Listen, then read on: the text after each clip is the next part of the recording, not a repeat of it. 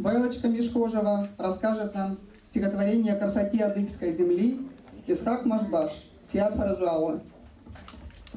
Адыгачугу сихакчасы, хатхапанок джаслям куринап, а парапсахер зефа ухабза, нум евхеуш гажум рихаб. Загошлеп хубам хитагашабу, терджана вупсри, дашхау шимав. Шафич аджар вигу гафабу, насыпыхягу рейну фарзав. Харакджуналю ситагашагар, сятажмеячуш гум юрет.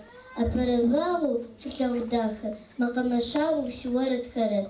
Адыгачугу сихакчасы, викушашикхар вафагрут.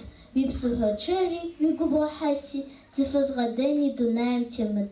Кто смог бы научить меня, не знаю, словам той самой мудрой простоты, чтобы рассказать тебе, какая ты родная, моя любимая адыгская земля. Ты — это голубые вены рек, ты — это белый на вершинах снег, ты — это степь, что от ветров горька, и как ладонь добра и широка.